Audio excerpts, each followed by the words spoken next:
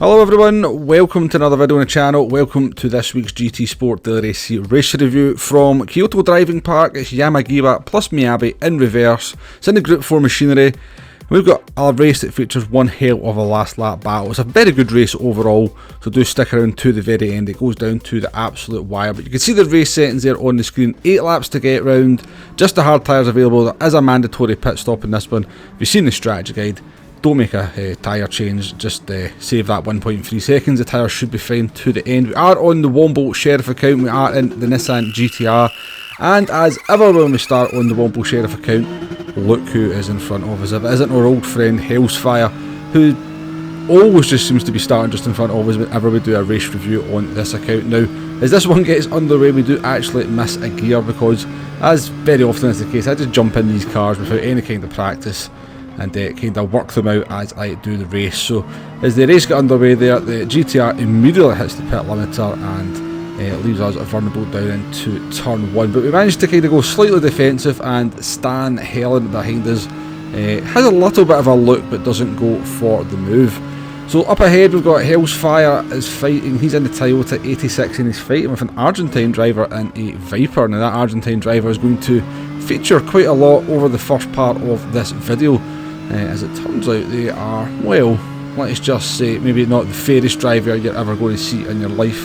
And we're going to see our first little example of that just here. Now, this may well just be that they hit the curb a little bit funny, but I think they were also a little bit late in the brakes. I think there was a little bit of intention there to put Hellsfire into the barrier. A little bit naughty on the Argentine's part. Now, at this point, I was quite happy to give him the benefit of the doubt, but what we're about to see just in a wee minute probably confirms that he is actually a dirty driver. So he goes wide here throughout the fast chicane, so I know he's going to have dirty tyres here for the 2 hairpins, so we throw up the inside. We are clearly ahead as we come to the second hairpin. I just had a funny feeling he wasn't going to take that line down, and we kind of just opened the steering there to let his car slide by and slide off the track and slide right out of the race because they actually race quit at the end of that.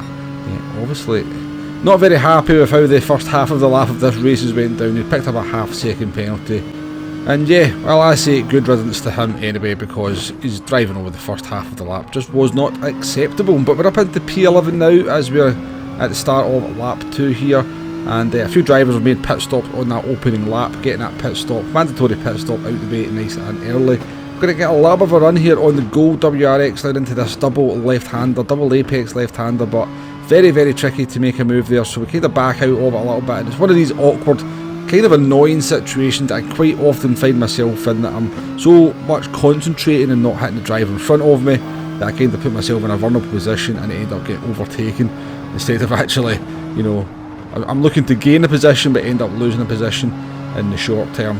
And it's Hellsfire who is recovering from that incident with the blue Dodge Viper, who is making his way back up through the grid. Now, we've got a little bit of a run on the NSX here. We had absolutely no intention of going for a move here through this fast chicane because it's just absolute suicide to try and go side by side. But we did manage to put them offline, and we did touch them very slightly as well. So a little bit cheeky in my part to maybe go for the move here, given that we probably kind of compromised their speed and line just with that little touch. But yeah, sometimes you have to be a little bit more opportunistic, sometimes you have to be a little bit more cutthroat in these races, and that was just an instant of me being a little bit more cutthroat than sometimes I am. You know, definitely never did very much to the NSX driver, but there definitely was a little touch that probably did help us make the move in at the end. We're going to try and go round the outside of the Gold WRX here. Very, very difficult to kind of out-handle a handling car in the GTR, but we do use the GTR's power up the hill, and thankfully the Gold WRX backs out of the move before the S's, before we do, and allows us to go single file and make up that position. That puts us up into P9, and jumping forward here to lap 4, we have caught up with a queue of 3 cars. 2 Canadians in Renault Megane trophies and a Brazilian in, I can't quite see what that is, it could be an Audi TT. Maybe a Jaguar, can't really tell from here. As we come down through the S's here at the end of lap number 4, obviously been quite badly compromised in this lap so far, but we do manage to get a little bit of a nibble up the inside here. I do find if you just get into this corner just ahead of the car before, keep the car nice and tight in the cycle lane there, you usually can completely overtake, but I decided at this point that we're probably going to catch the two drivers up ahead over the next lap. Probably best to come into the pits, get that pit stop out of the way, and hopefully jump them through the pit stop sequence. However, that plan is not going to work out quite accordingly. We come out behind the Ferrari of P9 Manth, the Brazilian, and we're going to catch up with him pretty quickly, and he's actually going to cost us a lot of time as we try to fight our way through. It actually took us to the end of the lap and the start-finish straight before we could really get into a position to go for that overtake. We're in the slipstream now of the Ferrari. He's not going to fight it at all.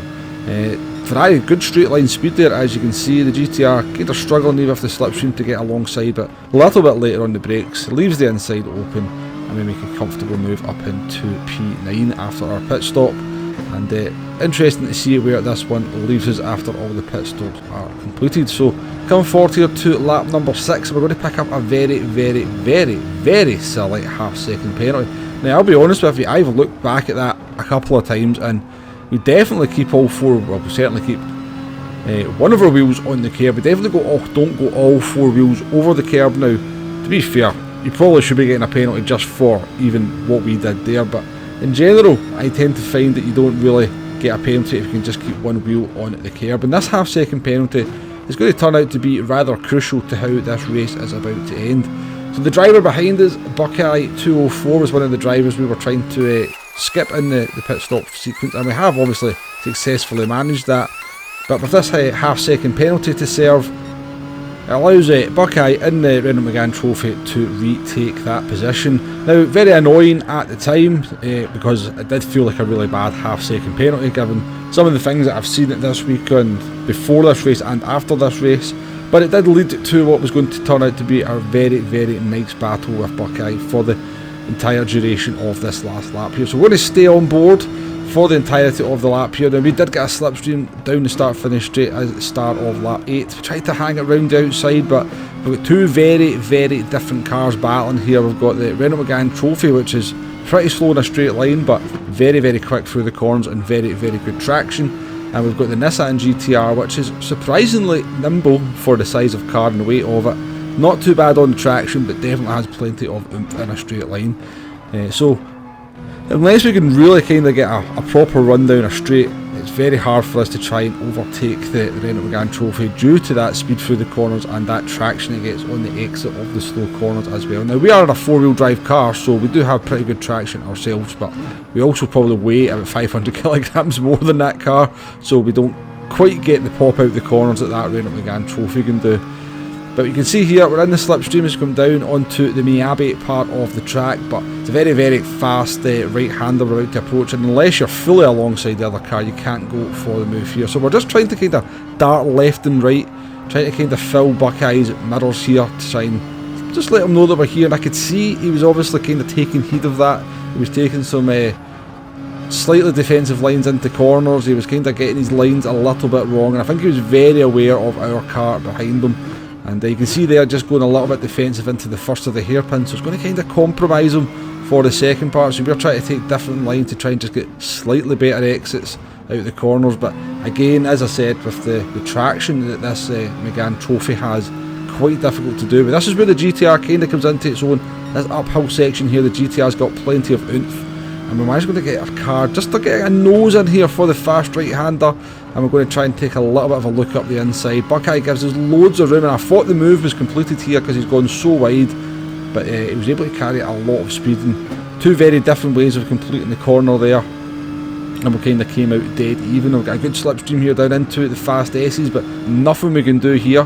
So it's all just about trying to get a good exit off the last S here. Buckeye's got all sorts of wrong. He's lost a lot of momentum. That allows us to fire up the inside here, but we get a little bit too excited. We run wide instead of keeping the car tight. It allows Buckeye to sort of cut back underneath us, but then we're able to cut back underneath Buckeye, and it's a drag race to the line. And there's only going to be one winner here between a GTR and a Renault Megane Trophy. We give a little wiggle of the back of our car just to sort of say thank you to Buckeye for the nice clean race, and it's a P7 in the end. But a really nice race, very, very enjoyable, some good racing with Buckeye, a couple of other drivers at the beginning of the race. We had a little bit of a dirty driving from the Blue Dodge Viper as well. But overall, really fun race. The GTR actually surprisingly decent around this track.